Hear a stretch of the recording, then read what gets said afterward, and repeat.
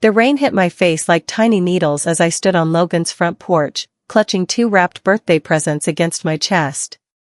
Through the frosted glass, I could see the warm glow of his living room, hear the faint sound of children laughing. My grandchildren. The door opened, and my son's face appeared, blank and cold. "Mom, what are you doing here?" "It's Emma's birthday," I said, my voice shaking. "I brought gifts. Can I come in for just a minute?" Logan glanced back into the house, then stepped outside, pulling the door almost closed behind him. The rain soaked through his expensive shirt. He didn't seem to notice. "You can't keep showing up like this," he said. "Like what? Like a grandmother who loves her grandchildren?" His jaw tightened. "You're a bad influence, Mom. You always have been. It's better if you're not around the kids." The words hit me harder than any physical blow could have.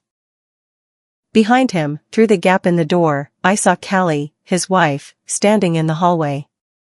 Her face showed something between guilt and confusion. "Logan, please," I whispered.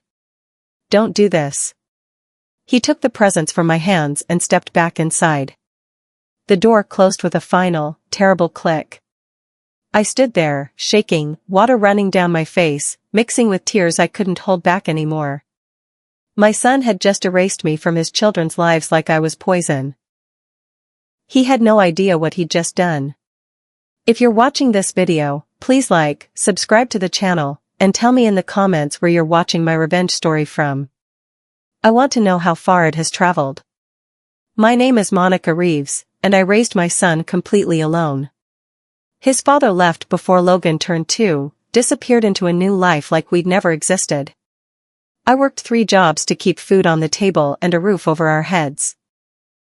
Breakfast shift at the diner, afternoon cleaning offices, nights doing bookkeeping for small businesses. I never missed one of Logan's football games, not one parent-teacher conference, not one science fair.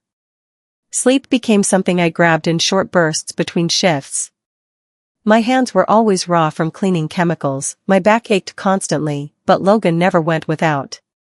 He had new shoes when he needed them, money for field trips, a good winter coat every year. I saved every spare dollar, dreaming of something better. Not for me, but for him. I wanted Logan to have opportunities one never had, to build a life without the constant weight of poverty pressing down on him. Every sacrifice felt worth it when I saw his report cards, his trophies, his college acceptance letters. For 25 years, he was my entire world. I built my life around being his mother. And I thought I did everything right. I thought he understood what I'd given up for him. I thought he knew how much I loved him. But standing on his porch in the rain, watching that door close in my face, I realized something terrible. Somewhere along the way, my son had started seeing me as an embarrassment. As someone beneath him. As a bad influence to hide from his perfect new family. The problem started about 2 years ago when Logan married Callie. She came from money, real money. Her parents lived in a mansion with actual marble columns, drove matching luxury cars, belonged to country clubs with waiting lists longer than my work resume. At the wedding, Callie's mother, Patricia, had smiled tightly when we were introduced.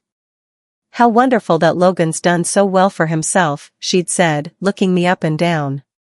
My dress was nice, purchased specifically for the wedding, but it wasn't designer. My shoes were sensible. My jewelry was minimal. "He worked hard," I'd replied, choosing not to mention who paid for his college. Patricia's smile never reached her eyes. "Yes, well, breeding tells eventually, doesn't it?" I didn't understand what she meant then. Now I did. To Patricia and her husband Harold, I was lower class. Wrong side of the tracks. Not good enough to be associated with their daughter's family. And slowly, carefully, they started pushing me out. It began with small things. Family dinners scheduled when I was working. Holiday photos posted online where I'd been cropped out or standing awkwardly at the edge. Comments about my clothes, my car, my neighborhood. Nothing openly cruel, just constant tiny cuts that bled my dignity away drop by drop. Logan said nothing. He watched his new in-laws dismantle my place in his life, and he stayed silent. That silence hurt worse than any insult. 6 months after the wedding, Callie got pregnant. I was overjoyed. A grandchild.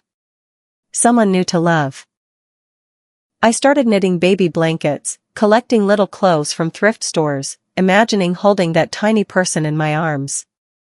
But the invitations to doctor's appointments never came. When I asked about the pregnancy, Logan's answers grew shorter, vaguer. Everything's fine, Mom. We'll let you know when there's news. Emma was born on a Tuesday morning. I found out on Thursday evening when Logan finally called. We wanted to get settled first, he explained. Hospital was crazy.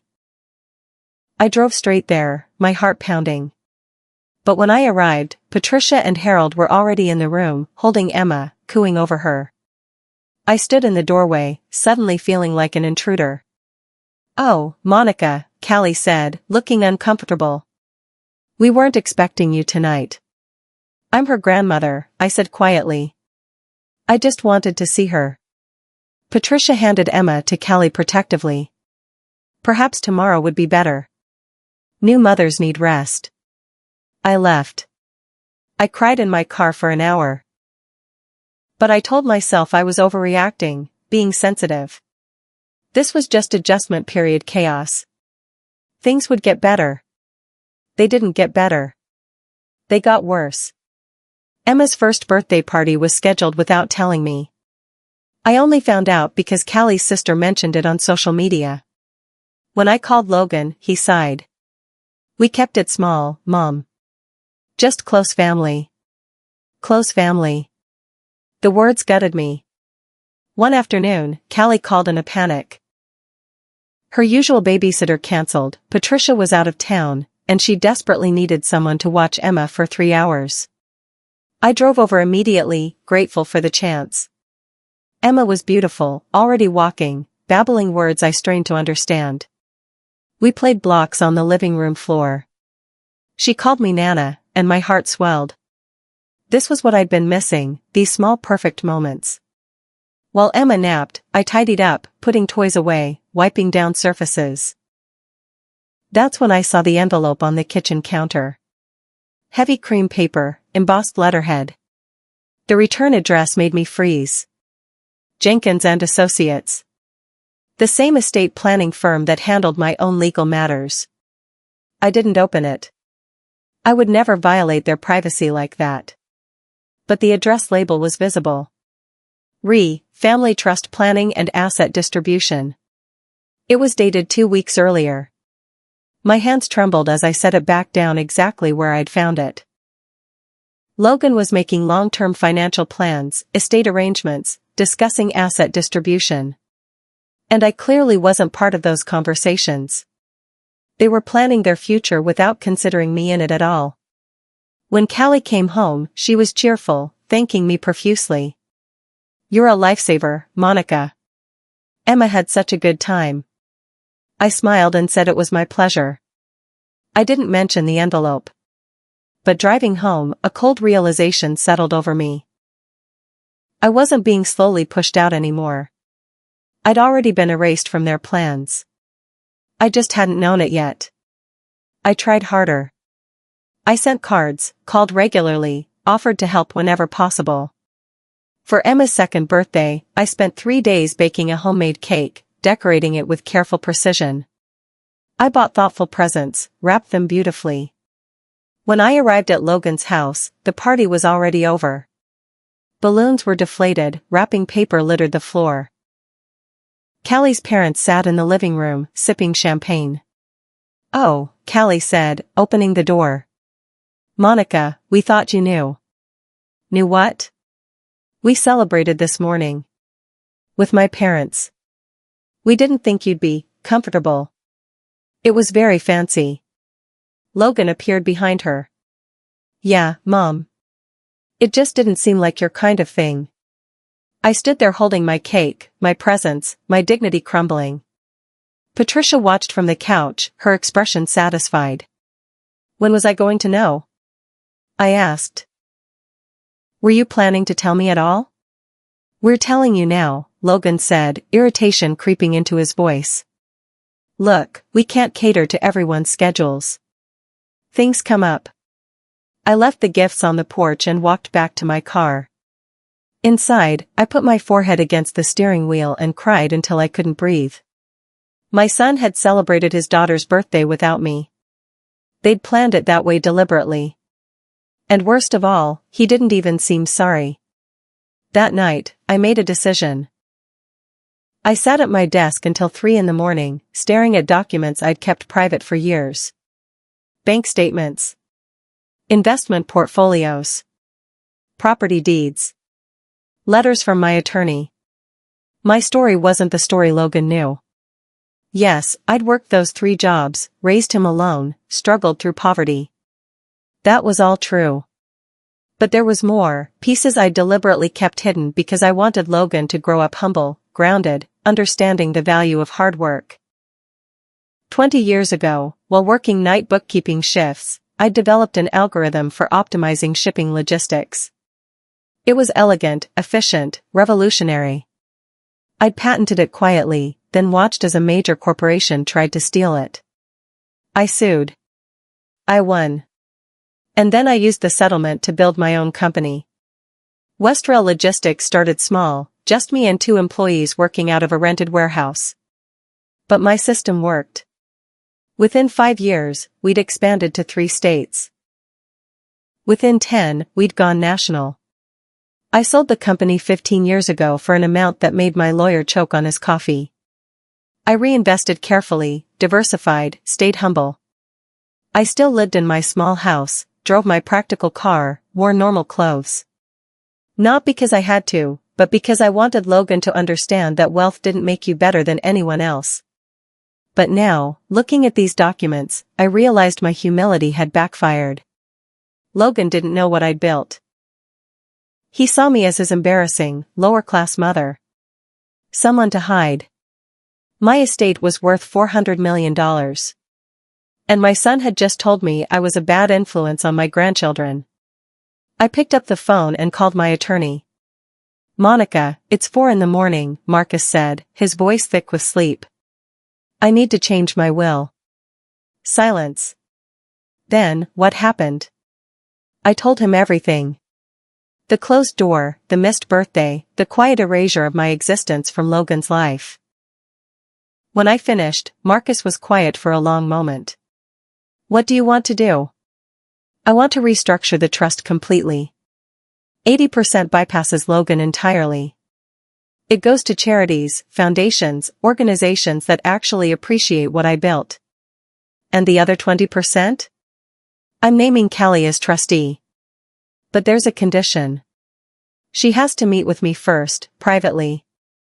I'll record a video explaining everything Logan's done. She needs to know the truth. Marcus let out a low whistle. Monica, are you sure? This is severe. He called me a bad influence. He shut me out of his children's lives. He let his in-laws humiliate me for 2 years while he said nothing. I gave him everything, Marcus. I worked myself half to death to give him opportunities. And this is how he repays me? All right, Marcus said gently. I'll draw up the papers. When do you want to meet? Tomorrow. I'm done waiting. After we hung up, I sat in the dark, feeling something strange and powerful settle over me. For years, I'd made myself smaller, quieter, less threatening. I'd hidden my success to teach Logan humility. But he'd learned the wrong lesson. He'd learned that I was worthless.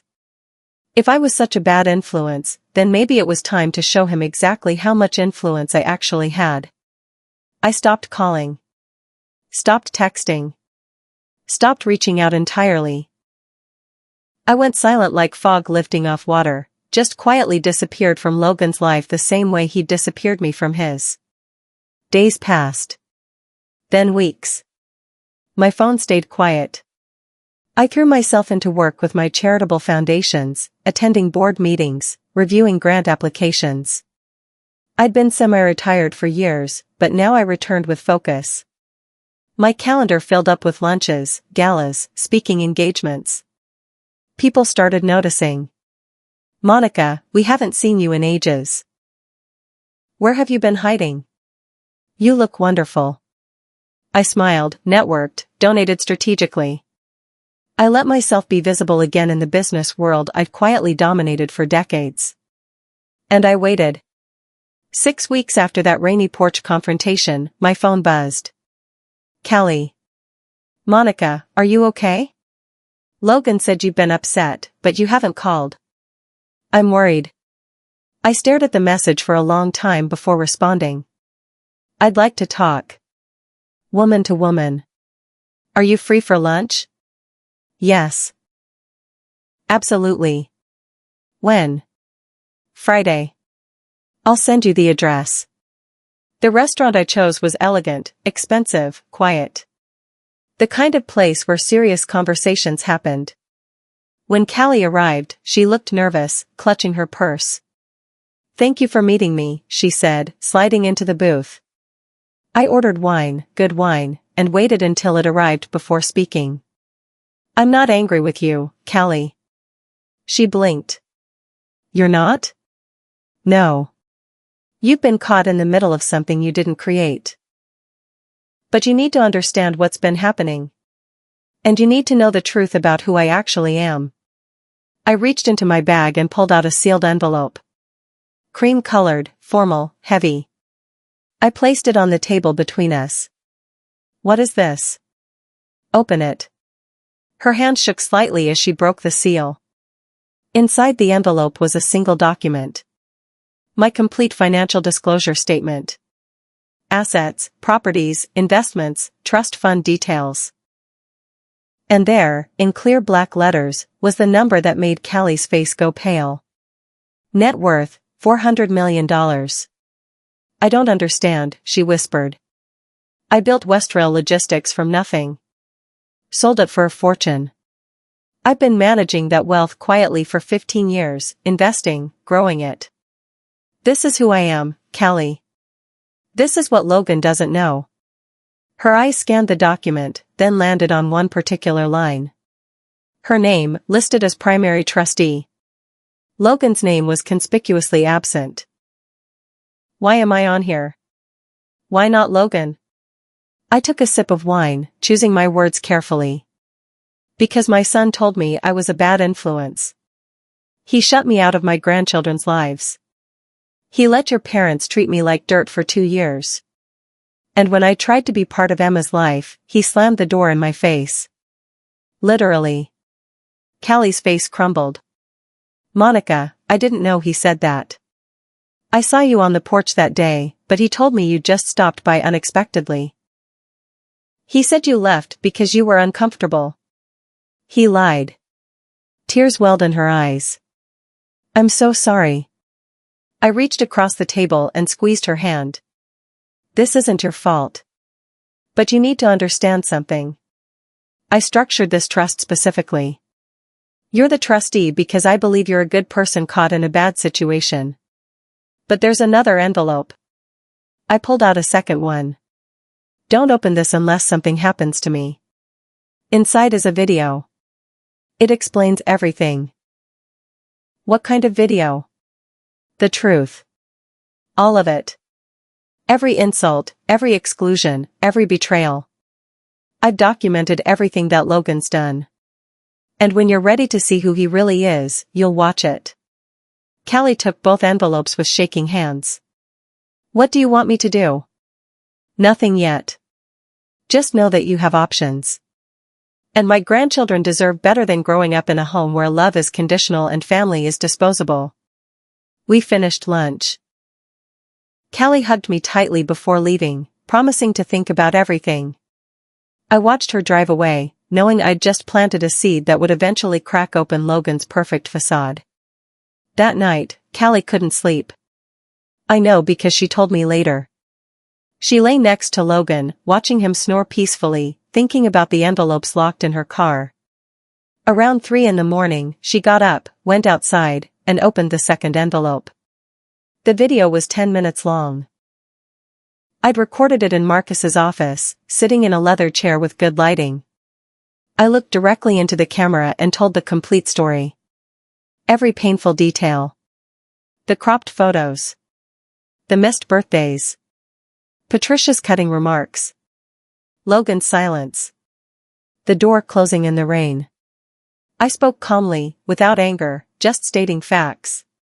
But my voice broke when I described standing on that porch, holding birthday presents, being told I was a bad influence. I gave Logan everything, I said to the camera. I worked myself to exhaustion so he could have a better life. I saved every dollar. I sacrificed every comfort. And he repaid me by erasing me from his children's lives because I wasn't fancy enough for his new family. The video ended with me looking directly into the lens. Callie, you seem like a kind person. I hope you understand why I had to protect myself. And I hope you'll protect my grandchildren from learning that love in their family is conditional on status. Callie watched the video twice. Then she went back inside and stared at her sleeping husband like she'd never seen him before. The next morning, she confronted him over coffee. Did you tell your mother she was a bad influence? Logan looked up from his phone, startled. What? Why are you bringing that up? Answer the question. Did you say that to her? He shrugged. She was being dramatic. Showing up uninvited, making everything about her. It's easier without the complications. Complications. You mean your mother? The woman who raised you alone. Where is this coming from? Callie set her coffee down hard. I had lunch with Monica yesterday. Logan's face changed. You did what? She told me things, Logan. Things I didn't know. And I'm starting to realize I don't know you at all. The atmosphere in Logan's house shifted overnight. Callie stopped smiling. She questioned every decision, every comment about family, every casual dismissal of people Logan deemed beneath him. She watched her husband like he was a stranger. Logan grew paranoid. He noticed the coldness, the distance. He tried to smooth things over with gifts, compliments, promises. But Callie remained icy. His in-laws noticed too. Patricia called, concerned.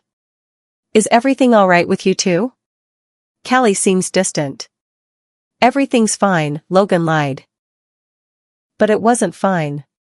One evening, Callie dropped a bomb. I think you should call your mother and apologize. For what? For treating her like garbage for 2 years. For shutting her out. For calling her a bad influence when all she wanted was to love her grandchildren. Logan's jaw tightened. You don't understand our relationship. Then explain it to me. Explain why a woman who raised you alone deserves to be treated like an embarrassment. He couldn't. The words wouldn't come.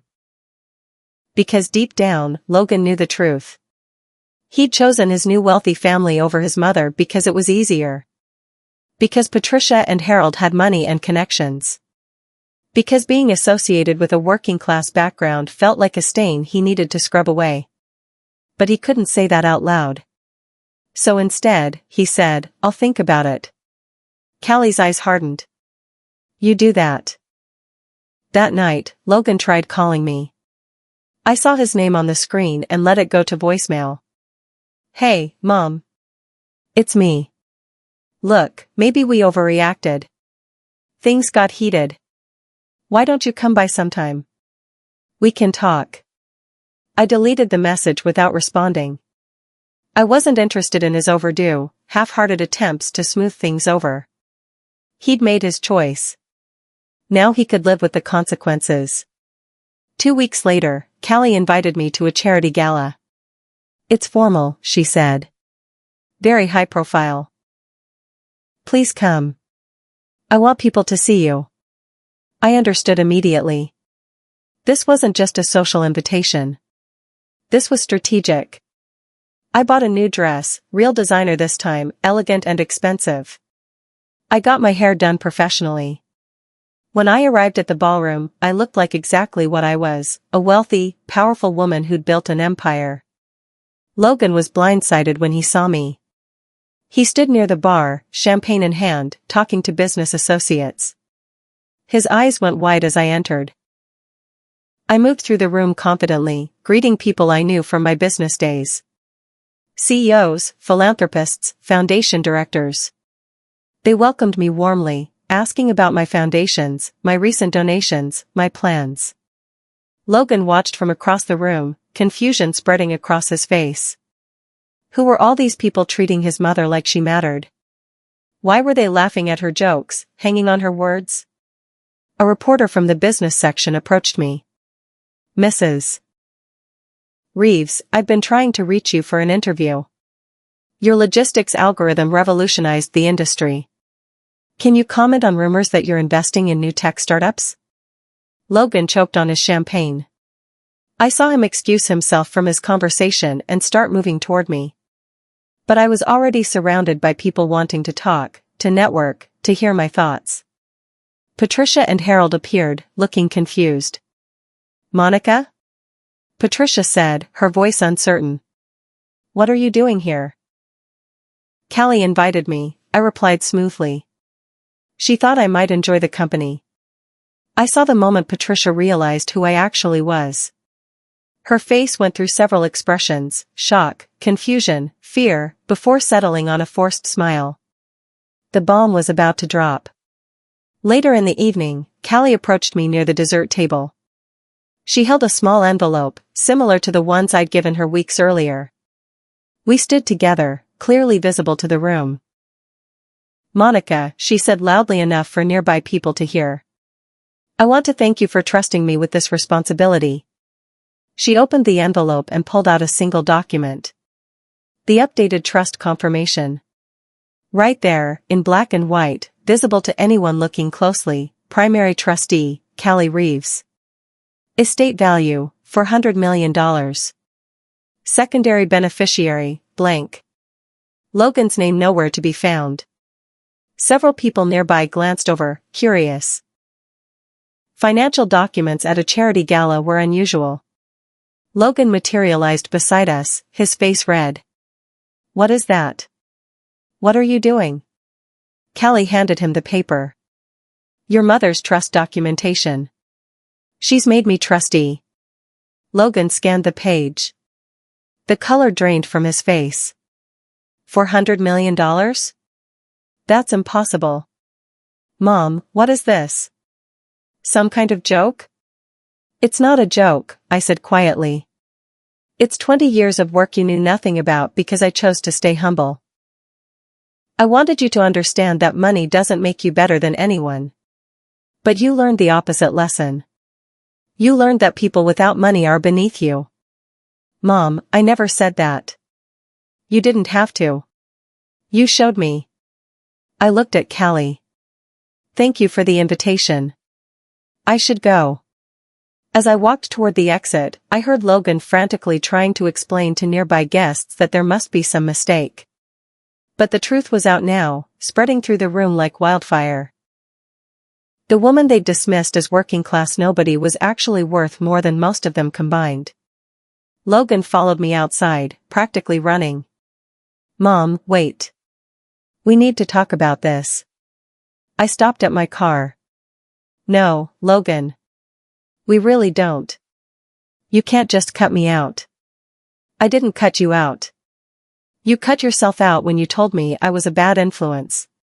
You made a choice. This is the consequence.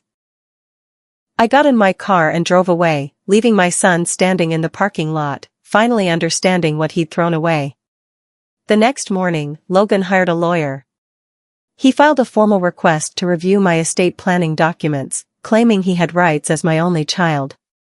Marcus shut him down within hours. Mrs. Reeves's estate is structured legally. Your son has no grounds to challenge anything. Logan tried calling me 17 times. I blocked his number after the 5th voicemail devolved into angry threats about undue influence and manipulation. He showed up at my house. I didn't answer the door. He stood on my porch, the same way I'd stood on his, shouting through the wood that we needed to resolve this like adults. I called the police. they asked him to leave. The irony wasn't lost on me. Finally, I left one voicemail, the only response I planned to give. Logan, you told me I was a bad influence.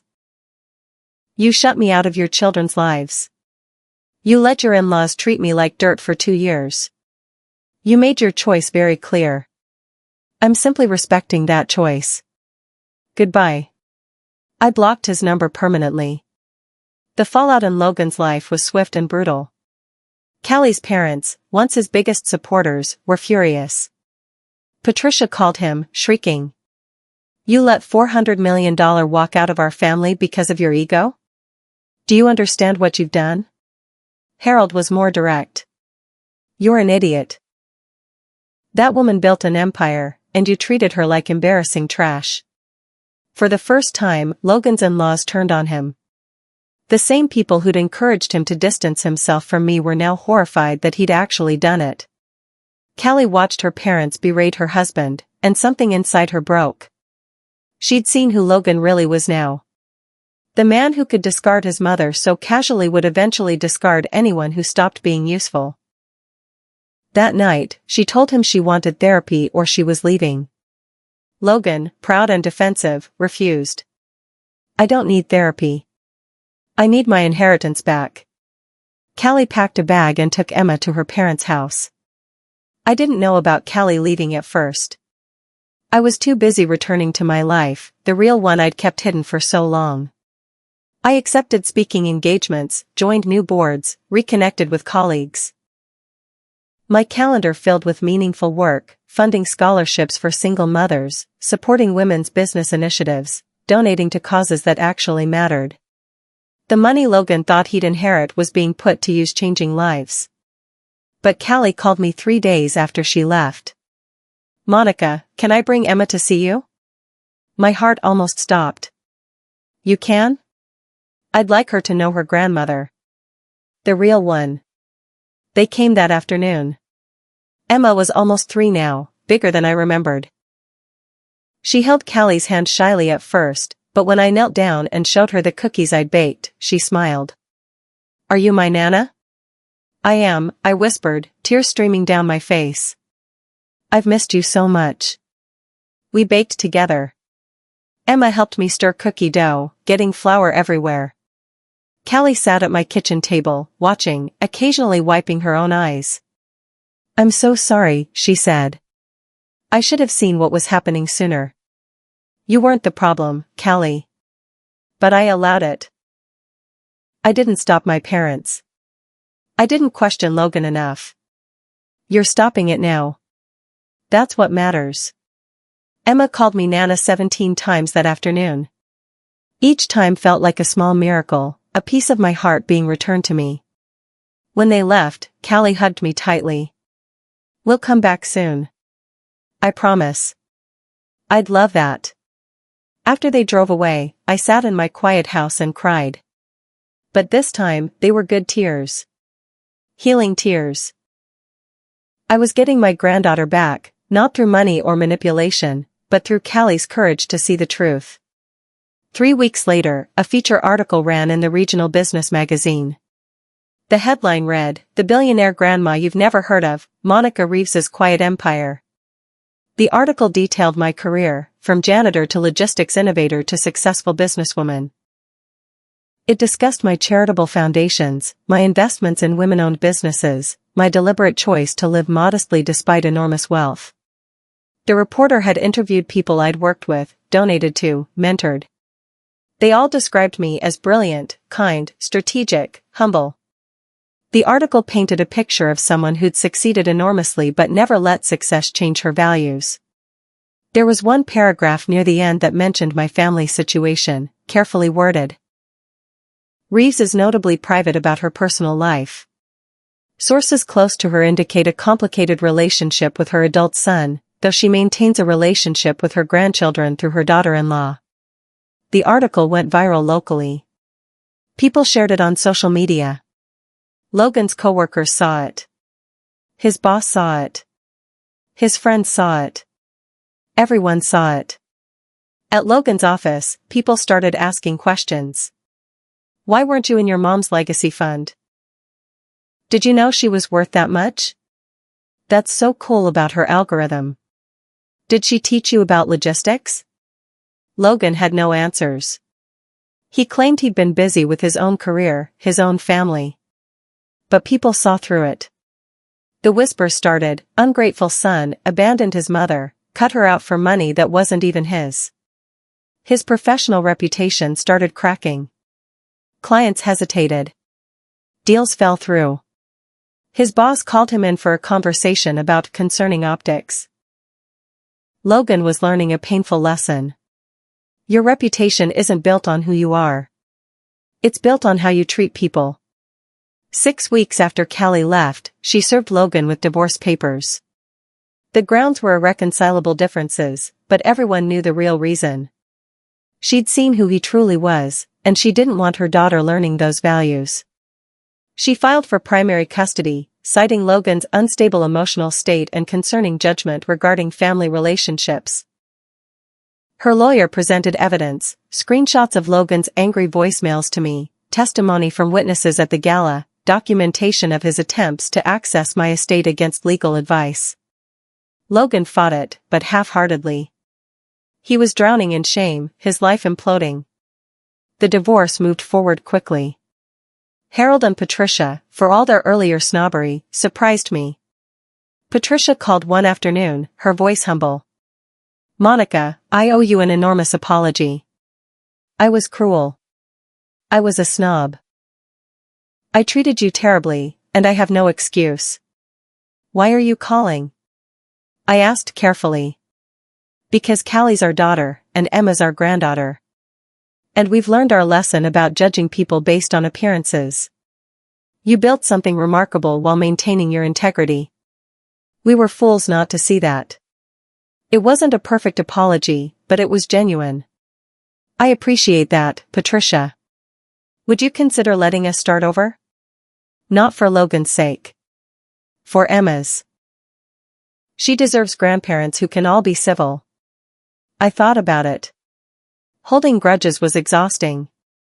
And Emma shouldn't suffer because adults made mistakes. "Let's take it slow." "Thank you." We started having occasional supervised visits, all of us together with Emma. It was awkward at first, but Patricia and Harold genuinely tried. They asked about my work, listened to my stories, treated me with respect. People could change, apparently. Logan, meanwhile, spiraled. His friends slowly distanced themselves. His social circle, built largely through Callie's connections, evaporated after the divorce. He moved into a small apartment, nothing like the house he'd shared with his family. He tried dating, but women his age weren't interested in a man who'd publicly abandoned his mother for money. Younger women saw the articles online and steered clear. His reputation preceded him everywhere. His career suffered too. He'd been on track for a promotion, but his boss quietly told him the position went to someone else. "We need people who represent company values," she said.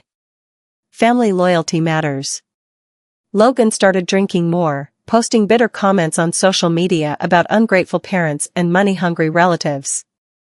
His posts made everything worse, proving to anyone watching that he still didn't understand what he'd done wrong. One night, drunk and desperate, he called my house phone. I hadn't blocked that number. He left a rambling message. "Mom, I messed up. I see that now. Everything's falling apart. My marriage is over. My daughter barely knows me. People look at me like I'm garbage. I just wanted to fit in with Callie's family. I didn't mean to hurt you. Please, can we talk?" I listened to the message twice. Part of me, the mother part, wanted to call him back, to fix everything. But the stronger part, the part that had stood in the rain being told I was a bad influence, knew better. I called Marcus instead. Add a provision to my will. A sealed letter for Logan. He gets it after I'm gone. What should it say? I thought for a long moment. Just one sentence: I gave you everything, and you gave me silence. The divorce finalized 3 months later. Callie got primary custody, the house, and a fair settlement. Logan got supervised visitation every other weekend and a mandate to attend therapy. Callie and Emma came to see me regularly now. We baked cookies, played in the yard, read stories. Emma knew me as Nana, the grandmother who loved her unconditionally. She didn't understand the adult complications, and that was how it should be. One afternoon, Emma looked up at me with serious eyes. "Nana, are you rich?" I laughed, surprised. "Why do you ask?" "Mommy said you helped lots of people. That you built something really big." I knelt down to her level. "I worked very hard for a long time. And yes, I have money now. But being rich isn't about money, sweetheart. It's about having people you love and who love you back. And helping others when you can. Are you rich then?" I hugged her tight. "I'm the richest person I know." Callie and I established a comfortable relationship, not quite friends, but family. She respected the boundaries I set regarding Logan, never pushing me to reconcile, never making excuses for him. "He asks about you," she told me once. "Wants to know if you'll ever forgive him." "What do you tell him?" "That forgiveness isn't something you demand. It's something you earn through changed behavior, not words." I nodded. That was exactly right. My life found a new rhythm. I hosted small dinners with Callie, Emma, and occasionally Patricia and Harold. We celebrated Emma's birthdays together, all of us, creating the family environment she deserved. Logan wasn't invited. That was non-negotiable. My foundations flourished. I funded 3 new scholarships for children of single parents. I invested in startups run by women who reminded me of my younger self, hungry and brilliant and underestimated. I gave keynote speeches about building success without losing your values. People started recognizing me. At grocery stores, at restaurants, at community events. They'd approach respectfully, thanking me for my work or sharing how my scholarships had changed their lives. It felt strange being visible after so many years of deliberate invisibility. But it also felt right. One evening, Marcus called with news. Logan's attorney reached out. "He's requesting a meeting with you. Says he's been in therapy for 6 months and wants to make amends." "No. Monica, I have to ask. Do you think you'll ever?" "I don't know, Marcus. Maybe someday. But not now. The wound is still too fresh. He doesn't get to dictate my healing timeline." "Fair enough. I'll relay the message." After we hung up, I sat on my porch watching the sunset. Was I being too harsh? Too unforgiving? Maybe. But I'd spent decades putting Logan's needs before my own. This time I was putting myself first. A year after the divorce, something unexpected happened. Logan published an open letter online. Not on social media where it could be dismissed as performative, but in a genuine essay on a platform for personal growth stories. The piece was titled, "How I Lost Everything by Valuing Nothing." He wrote honestly, painfully, about his mistakes. About choosing status over substance. About letting his mother be erased from his life because she didn't fit his new image. About the shame that followed. "My mother worked 3 jobs to raise me," he wrote. "She sacrificed everything so I could have opportunities. And when I finally had success, I repaid her by treating her like an embarrassment. I let wealth and status corrupt me into someone unrecognizable. I lost my marriage, my daughter's daily presence, my reputation, and worst of all, my mother's respect. I deserved to lose it all." The essay went viral, not as triumphantly as the article about me, but meaningfully. People responded to the raw honesty. Some praised his accountability. Others said it was too little, too late. Both were probably right. Callie called me after she read it. "Did you see Logan's essay?" "I did. What do you think?" "I think he's finally understanding consequences. Whether that translates to real change, I don't know. Time will tell." He's been consistent with therapy. Seeing Emma regularly without causing drama. He sent me an apology letter too. A real one, not asking for anything, just acknowledging the harm. That's good, Callie. I'm glad he's working on himself. But that work is for him, not for me. My forgiveness isn't the prize he earns for doing what he should have done all along.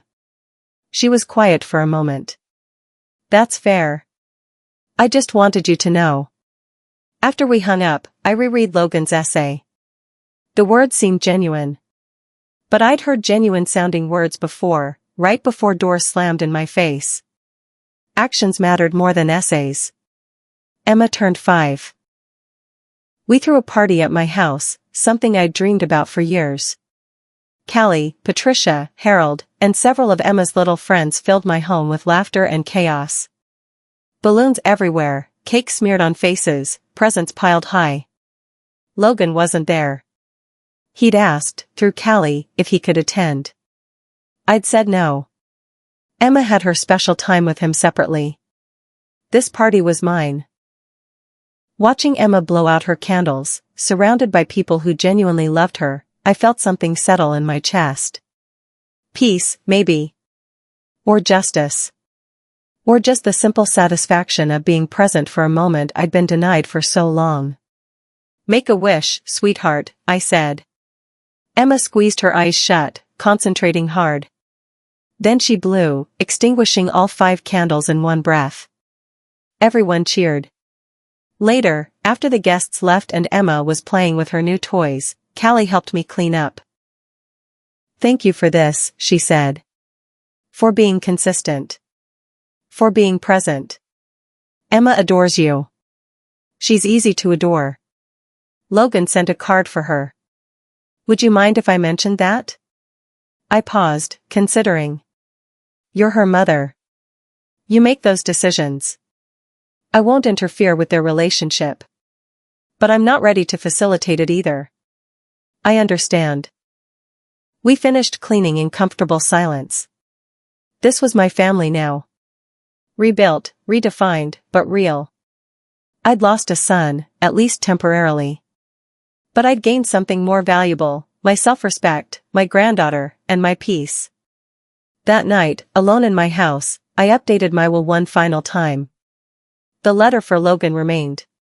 But I added provisions ensuring Emma would receive funds for education, for opportunities, for building her own life.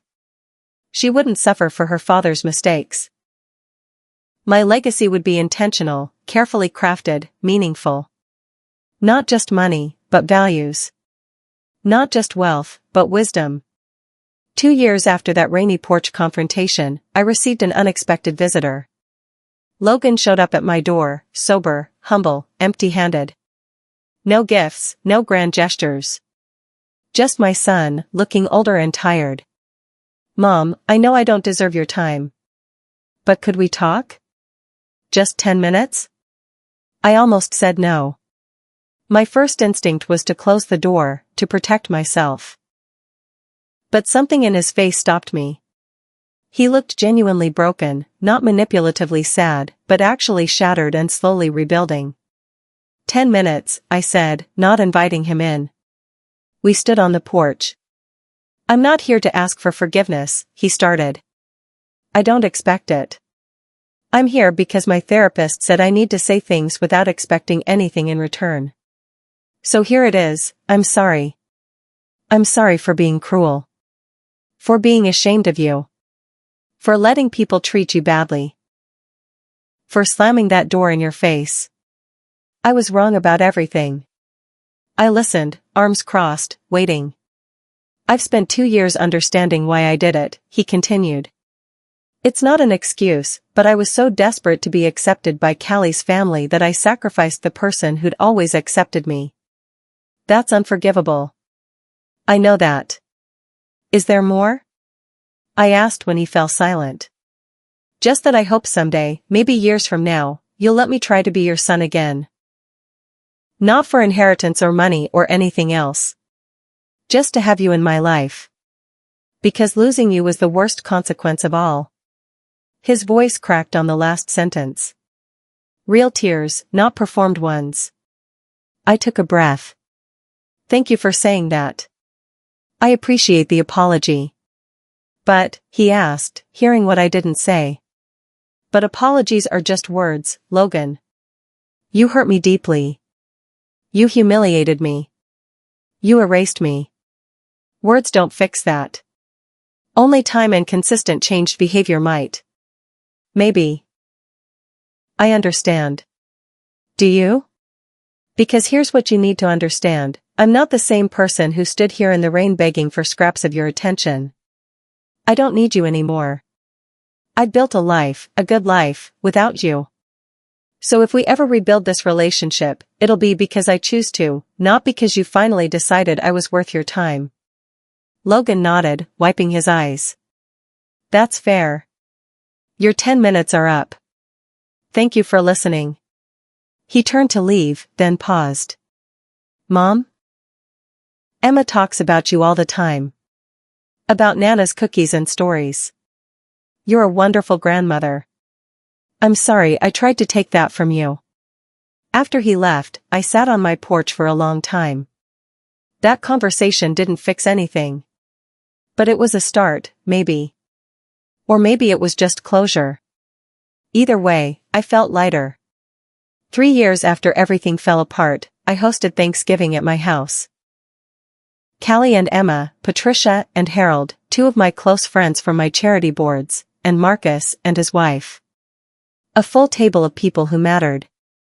Logan wasn't there, but he'd sent a card thanking me for spending time with Emma, acknowledging that he understood my boundaries. He'd been consistent for 3 years now, respectful, appropriate, changed.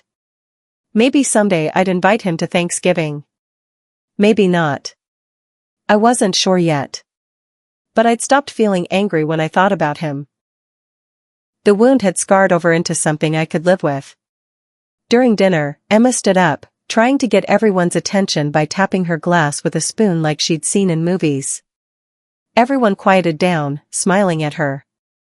I want to say thank you to Nana, she announced. For the best cookies and the best hugs and for teaching me that being kind is more important than being fancy. My eyes filled with tears. Around the table, people smiled. And Mommy says Nana helps lots of people, so thank you for that too. Everyone clapped. I hugged Emma tight, breathing in the moment. After dinner, Patricia approached me while I was washing dishes. Monica, I've been thinking about something. What's that? My foundation is funding a new initiative for women entrepreneurs. I'd like you to co-chair it with me. If you're willing. I studied her face, looking for hidden motives. But I only saw genuine respect and hope.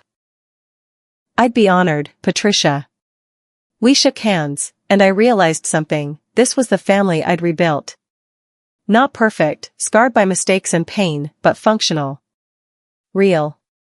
Based on mutual respect instead of obligation. That night, after everyone left, I sat in my quiet house and thought about the journey. The rain-soaked porch. The sealed envelopes. The painful revelations. The slow healing. I'd set out for revenge, but somewhere along the way, I'd found something better, myself. 5 years after Logan slammed that door, I walked Emma to her first day of kindergarten. Callie had asked if I wanted to come, and I'd said yes immediately. We took photos on the front steps, Emma grinning in her new backpack. Nana, will you pick me up after school? Absolutely, sweetheart. Inside the classroom, Emma ran off to explore. Callie and I stood together, watching. She's lucky to have you, Callie said. I'm the lucky one. As we walked back to the car, Callie mentioned that Logan had completed his supervised visitation requirements and now had regular custody time. He's been good with her. Patient. Kind. Different. I'm glad. Emma deserves a good father. He still asks about you sometimes. Wonders if you've forgiven him. I thought about that word, forgiveness. I'd spent 5 years wrestling with it. I've let go of the anger, I said finally. I've stopped letting what he did define my life. I don't know if that's forgiveness or just peace, but it's enough. That afternoon, I picked Emma up from school like I'd promised. She ran out chattering about her day, holding up paintings and worksheets. We stopped for ice cream, just the two of us, and she told me about her new friends and her teacher. Nana, when I grow up, I want to help people like you do. You can do anything you want, Emma. And I'll be here cheering you on. She smiled, ice cream on her nose. Will you always be my Nana? Always. Nothing could ever change that. Later, dropping her back at Callie's house, I saw Logan's car in the driveway. He was there for his evening with Emma. We made eye contact through the window. He raised his hand in a cautious wave. I nodded back. Not warmth, but acknowledgement. It was progress. Driving home, I thought about the woman who'd stood on that porch 5 years ago, heartbroken and humiliated. She would barely recognize me now. I'd rebuilt everything, my relationships, my visibility, my sense of self-worth. My phone buzzed. Marcus, confirming details for the new scholarship fund announcement. The Monica Reeves Foundation for Single Parents would launch next month, funding education and business opportunities for people like I used to be. My legacy wasn't about revenge anymore. It was about creating opportunities for others, about being visible so other people knew they could be too. That night, I updated my will for the final time. The letter for Logan remained, I gave you everything, and you gave me silence. But I added a second page, you hurt me deeply. But that pain taught me who I am when everything is stripped away. I'm strong. I'm valuable. I'm enough. Thank you for forcing me to discover that. I signed it, dated it, sealed it. My son had wanted to erase me from his life. Instead, he'd set me free to become impossible to ignore. My $400 million wasn't just money, it was proof that a janitor's daughter who raised a child alone could build an empire while staying humble. And now? I was using that empire exactly as I'd always planned, to lift others up, to create opportunities, to prove that where you start doesn't determine where you finish. Logan's rejection had been meant to diminish me. Instead, it had revealed exactly how much I'd been hiding. And in that revelation, I'd found my power. I looked at the framed photo on my desk, Emma and me, baking cookies, both covered in flour, laughing. This was what mattered. This was what legacy really meant. Not money in a trust fund. Not revenge served cold. But love, given freely to those who valued it. And the quiet satisfaction of knowing that I'd turned my greatest wound into my greatest strength. I'd been called a bad influence. Maybe I was. I'd influenced my granddaughter to know her worth, to demand respect, to never let anyone make her feel invisible. If that was bad, I'd embrace it proudly. The rain still fell sometimes, but now I stood in it by choice, not because someone had closed a door. And that made all the difference. I'd love to hear your thoughts.